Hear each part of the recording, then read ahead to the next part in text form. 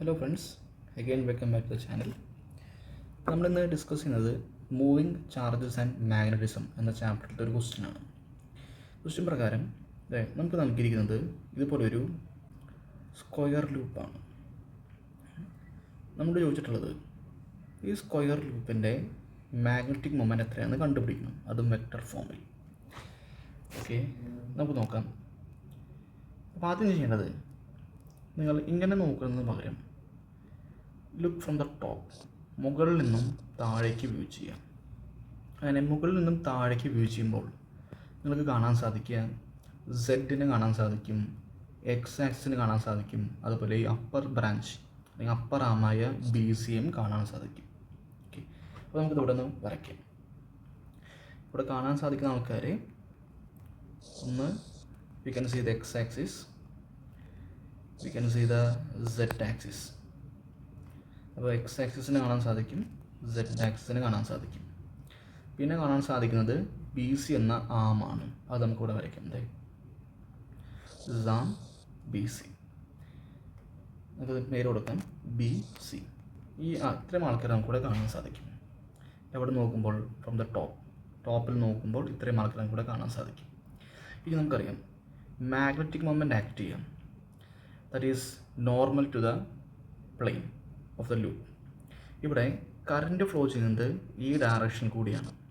അപ്പോൾ അങ്ങനെയാണെങ്കിൽ as per the right hand thumb rule the moment will be acting into the plane. ഈ ഡയറക്ഷനിലേക്കായിരിക്കും നമ്മുടെ magnetic moment act ചെയ്യുക. ഇപ്പോൾ ഇവിടെ വരയ്ക്കുകയെന്ന് വെച്ചാൽ ഇങ്ങനെ വരും. This will be the direction of magnetic moment. It's a normal that is perpendicular to the plane of the loop. Okay, now question പ്രകാരം ഈ ആംഗിൾ 30 ഡിഗ്രി, ഇത് ലൂപ്പിനെ സ്ക്വയർ ലൂപ്പിനെ പെർപെൻഡിക്കുലർ ആണ്. ദിസ് ഇസ് 90 ആണെങ്കിൽ ഇത് 60, ഇത് 60 ആണെങ്കിൽ this is also 60. Okay, now resolving the magnetic moment m into its components. One component will be along this direction, another component will be along this direction. This component is m cos 60, while this component is m sin 60. It is along x axis, that is I cap. This is along minus z axis, that is along minus k cap.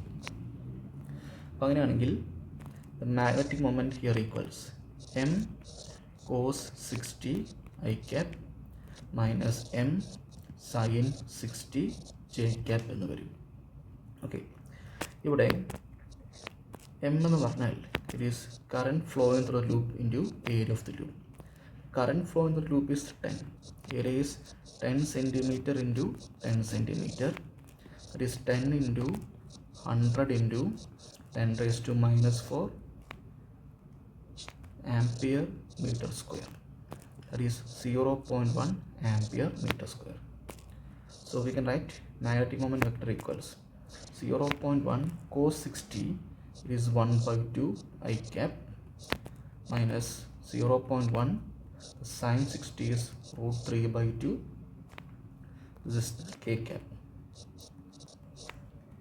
So 0.1/2, that is a common, അയാളെ പുറത്തേക്ക് എടുത്താൽ it is 0.05 I cap minus √3 k cap എന്ന് വരും.